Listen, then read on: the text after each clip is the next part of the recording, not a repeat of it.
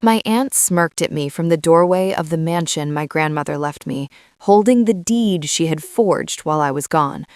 Convicts don't inherit estates, Monique, she sneered, completely unaware that my prison sentence was actually a 5-year classified military operation. I wasn't just an ex-con returning home, I was a high-ranking officer with the power to freeze every asset they had stolen. I stood at the bottom of the port steps, the gravel crunching under my worn combat boots that had seen the dust of 3 different continents in the last 60 months. My duffel bag felt heavy on my shoulder, not because of the contents, but because of the exhaustion that radiated from my very bones. I had been extracted from a hostile zone in the Balkans less than 48 hours ago. I hadn't slept in a bed in 3 days, and this was my welcome home. "Did you hear me, niece?" Aunt Patrice's voice was like grating metal. She leaned against the doorframe of the sprawling Victorian estate that had been in the Washington family for 4 generations. I said, "Get off my property." "Your property?" I asked, my voice raspy. I cleared my throat, shifting my stance. "Nana Rose left this house to me. It's in the trust. I saw the papers before I went away." Patrice laughed, a sharp, cruel sound that signaled the appearance of her son, my cousin, Dante. He stepped out from behind her, wearing a designer suit that cost more than the car I had rented at the airport. He held a crystal tumbler of scotch, my grandfather's scotch. "Things change when you turn into a felon, Mo," Dante said, taking a sip and grimacing as if the quality wasn't up to his standards. The morality clause in the trust, Nana was very specific. No heir of ill repute can manage the Washington legacy. Armed robbery and assault, that's pretty ill repute, wouldn't you say? I tightened my grip on the strap of my bag. That was the cover story. The agency had been thorough. To explain my sudden disappearance and total radio silence for 5 years, they had manufactured a rock-solid paper trail. In the eyes of the public, Monique Washington had cracked under pressure, robbed a convenience store, assaulted a clerk, and been sent to a maximum security federal penitentiary with restricted communication privileges. It was a cover designed to protect my family. If enemies of the state knew I was an intelligence operative specializing in dismantling terror finance networks, my family would have been leverage. The prison story made me a disgrace, a black sheep, someone no foreign asset would bother kidnapping because the government wouldn't trade a dime for a convict. I had sacrificed my reputation to keep them safe, and they had used that sacrifice to rob me blind. "I served my time," I said, testing them. I needed to know how deep the rot went.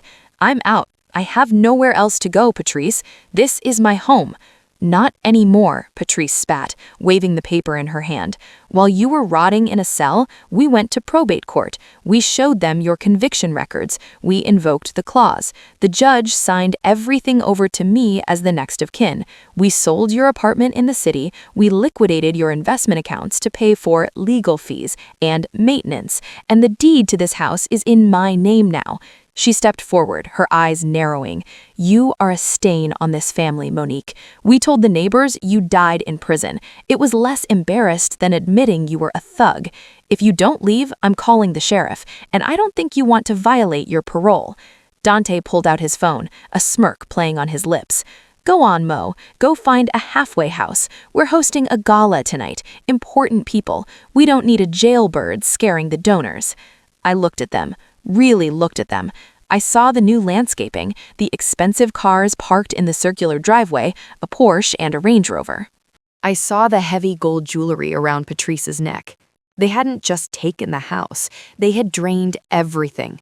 My savings, my inheritance, the legacy Nana Rose had built to ensure future generations were educated and secure. They had burned it on vanity. My training kicked in, the physiological response to threat. My heart rate slowed, my pupils dilated, and my emotions detached.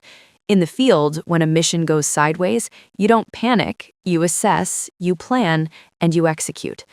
"Okay," I said softly. Patrice blinked, expecting a fight. "Okay? I'll leave," I said, turning around. I didn't mean to cause trouble. That's right, you didn't, Dante called out to my back. Don't come back, Monique. We changed the locks. I walked down the long driveway, feeling their eyes on me until I rounded the bend of the old oak trees. Once I was out of sight, I didn't go to the bus stop. I walked to the rented sedan I'd parked down the road, sat in the driver's seat, and locked the doors. I exhaled, a long, shuddering breath. Then I reached into the hidden compartment of my duffel bag and pulled out a ruggedized military-grade laptop and a secure satellite phone. I dialed a number that didn't exist in any public directory. Status, a gruff voice answered on the first ring. General Harrison. Sir, Asset Washington. I've arrived at the primary extraction point. We have a situation. Hostiles? Harrison asked, his tone instantly sharpening. Domestic, I replied, opening the laptop and initializing the biometric scan. My cover story worked too well. The subjects, my aunt and cousin, utilized the fabricated conviction records to trigger a morality clause in my grandmother's estate trust. They have liquidated my personal assets and seized the property via probate fraud. There was a silence on the line, then a low growl. They stole from a deployed operative? They think they stole from a convict, sir. They handed me a warning about parole violation and threatened local law enforcement. Monique, the general said, his voice dropping an octave, we know the protocol. We can fix this legally. It will take 6 months of red tape to unseal your file for a civil judge, prove the cover story, and reverse the probate rulings. I typed furiously, accessing the public county records and cross-referencing them with my bank's backdoor servers. I watched the numbers populate on the screen. The total theft was staggering, nearly $3 million in liquid assets, plus the estate, valued at another $2 million. Sir, I said, my voice cold, they forged a signature on a power of attorney document dated 3 days after my deployment began. I was in a black site in Yemen that day. That's not a probate error, that's federal fraud. They also transferred funds from an account that receives my military stipend. That makes it theft of government funds, Harrison noted. That puts it under my jurisdiction. I don't want a lawsuit, General. I want a tactical dismantling. They are hosting a gala tonight at the estate. I request permission to initiate Operation Clean Sweep. The general paused. He knew what I had been through the last 5 years. He knew I had missed my grandmother's funeral because I was stopping a chemical weapons exchange in Syria. He knew I had taken the prison cover story without complaint. Permission granted, Major Washington, he said. I'll have a JAG team and a unit from the nearest federal field office on standby. You have 4 hours until the gala. Do you need air support? No, sir, I said, looking at the house in the distance. I just need full access to the Treasury's financial freezing protocols and a squad to pick up the trash when I'm done. Give them hell, Major. I spent the next 3 hours in a motel room that smelled like stale cigarettes, but to me, it was a command center. I wasn't Monique the convict anymore. I was Major Monique Washington, specialist in counterintelligence and financial warfare. I accessed the dark web monitoring tools we use to track cartels. It didn't take long to find Dante's digital footprint. He was an idiot. He used the same password for his social media as he did for his offshore crypto accounts. I traced the money flow. They hadn't just spent the money, they were laundering the rest through a shell company set up by Patrice's lawyer, a man named Marcus Thorne, my uncle by marriage. They had drained the education trust for my younger nieces and nephews. That was the final straw. Nana Rose had set that money aside so the kids wouldn't have to struggle like we did. Patrice had turned that future into a fleet of cars and a closet full of Gucci. I compiled the dossier, every forged document, every illegal transfer, every lie told to the probate court. I overlaid it with my classified service record, redacted enough to be safe, but clear enough to prove I was active duty military, not an inmate, during the time of the alleged crimes. By 7 p.m., I was ready. I didn't dress for a gala. I dressed for war. I showered and put on my dress blues, the official uniform of a major in the United States Army. I pinned my rack of medals to my chest, the Silver Star, the Purple Heart, the commendations for valor that no one in my family knew I had earned. I polished my shoes until they looked like black glass. I holstered my service sidearm, legal and permitted, and grabbed the dossier. I drove back to the estate. The driveway was now lined with luxury cars. Valets were running back and forth. Soft jazz floated through the air. The house was lit up like a Christmas tree, looking more beautiful than I had ever seen it, which only made the betrayal burn hotter. I pulled my rental car right up to the front entrance, ignoring the valet waving me toward the parking lot. I stepped out. The valet, a young kid, looked at my uniform, then at my face. He froze. "Ma'am, you can't park here. This is official business," I said calmly, tossing him the keys. "Keep it running." I walked up the stairs. The front door was open, guests milling about with champagne flutes. I stepped into the foyer. The grand staircase was draped in garlands. A massive portrait of Nana Rose hung in the hallway, but someone, Patrice, had moved it to a side wall to make room for a mirror. The chatter in the room died down slowly. It started as a ripple near the door and spread inward. People noticed the uniform. They noticed the stern, scarred woman standing at attention in the entryway. Then Patrice saw me. She was holding court in the center of the living room, wearing a shimmering silver gown that hugged her tightly.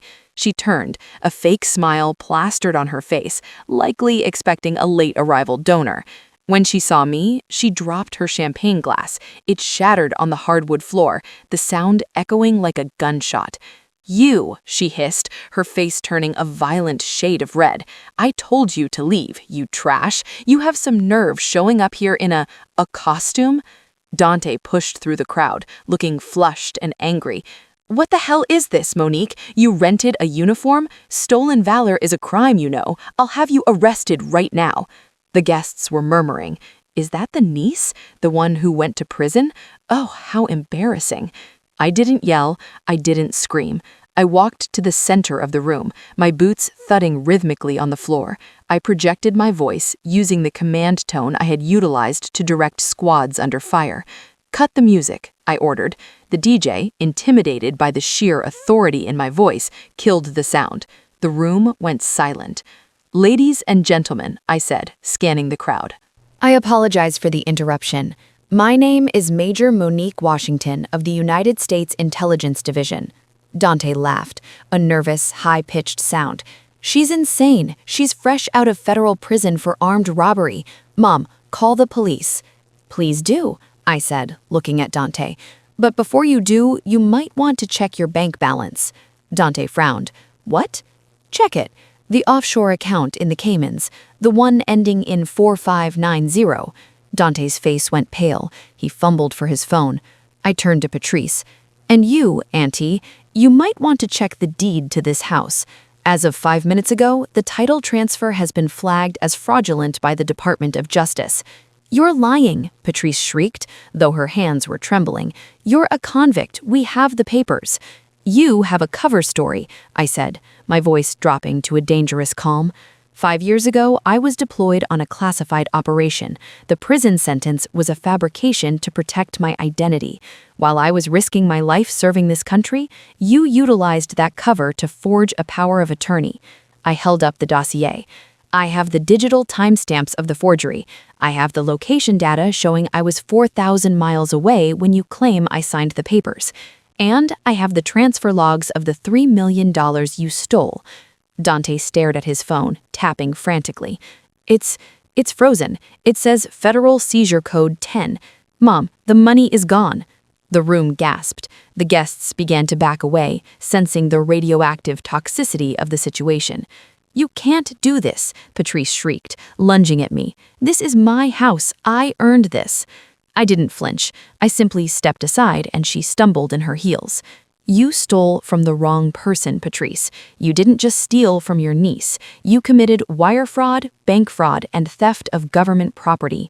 Do you know what the sentence is for stealing the wages of a deployed active duty officer?" I looked at my watch. "You're about to find out."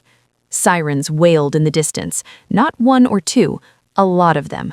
Blue and red lights flashed through the bay windows, painting the opulent room in harsh strobe light colors.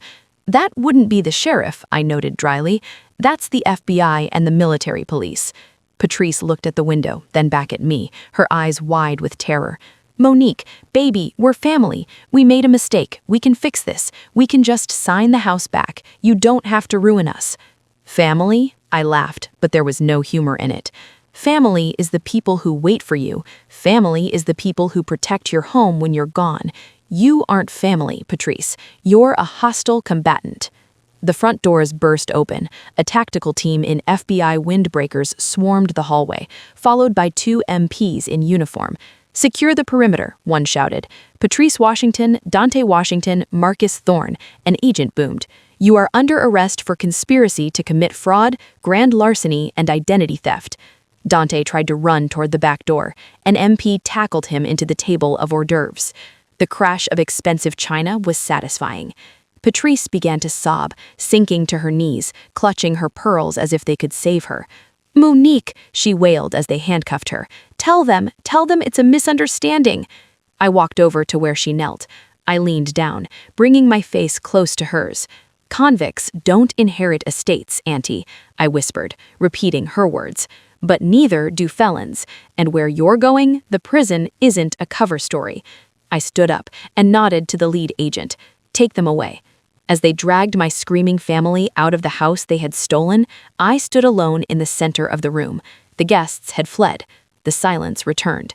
I looked at the spot on the wall where Nana Rose's picture used to hang. I walked over to the closet where Patrice had stuffed it, pulled out the heavy frame, and hung it back in its rightful place. I'm home, Nana, I said softly. The legal cleanup took months.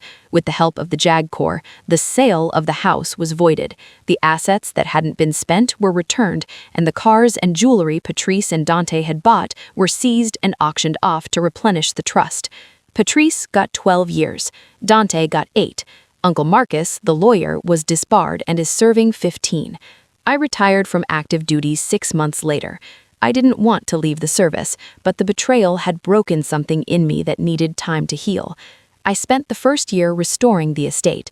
I stripped the gaudy wallpaper Patrice had put up. I replanted the garden the way Nana liked it. Sometimes people ask me if it was hard sending my own blood to prison. I sit on my porch, drinking the scotch I recovered from Dante's grip, looking out over the land that is finally, truly mine. It wasn't hard. They thought I was a prisoner. I just made sure they got the authentic experience they claimed I had. The only difference is I walked out. They won't.